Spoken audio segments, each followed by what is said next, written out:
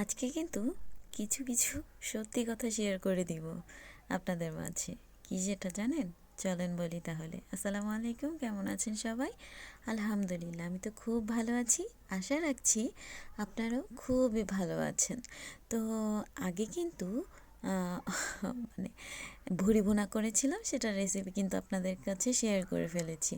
আজকে শেয়ার করব ভুড়ি ভুনাটা আমার জামাইয়ের যেহেতু খুব বেশি পছন্দ, ওকে কিভাবে সার্ভ করেছিলাম ঠিক সেই ভিডিওটাই। কিন্তু এখানে কিছু কিছু কথা বলবো, সেটা হচ্ছে আমি যখন এই ভুড়িটা ওর জন্য সার্ভ করতেছিলাম ঠিক তখনই আমি তো অবশ্যই ভিডিও করছি, যেটা আপনারা এখন দেখছেন, কিন্তু হয়েছেটা কি এর মধ্যে আসলে এখন তো একটু শীতময় সময়, তো ভিডিও করার সময় ভাতটা সার্ভ করলাম সুন্দর করে, তারপরে ভুড়িটা দিলাম, লেবুটা দিলাম, একটু সুন্দর করে ছবি তুলে নিলাম।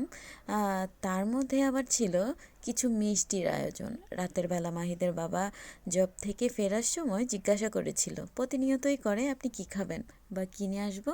তো যাই হোক, সেদিন বলেছিলাম না কিছু লাগবে না, তারপরও নিয়ে এসেছিল।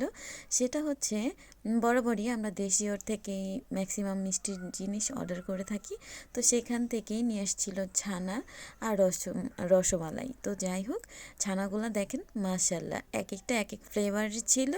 এখানে প্রায় 5 রকমের ফ্লেভারের ছিল, তো ছানাগুলো তো বেশ মাশাল্লাহ। তো যাই হোক, ছানাগুলো নিয়েছে।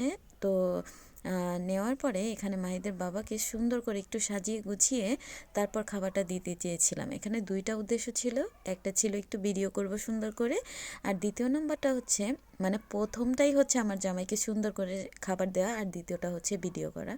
তো যাই হোক, এখানে হয়েছিল কি, একটু বেশি সুন্দর করে ভিডিওটা করতে করতে খাবারটা এতটাই বেশি ঠান্ডা হয়ে যায়। আর মাহিদের বাবা খাবারগুলো যদি একটু ঠান্ডা হয়ে যায়, ও খাবারের বিষয়ে একটু বেশি প্রসেসিভ। ও হচ্ছে গিয়ে খাবার সামনে থাকলে ভিডিও করা যাবে না, তখন তৎক্ষণাৎ খেতে হবে, এমন একটা অবস্থা। তো যাই হোক, ইদানিং আমি একটু বেশি ভিডিও করি, তো ও হচ্ছে মাঝে মাঝে একটু রাগ করে, সেটা আমি বুঝি, কিন্তু খুব বেশি যে গুরুতর তেমন না।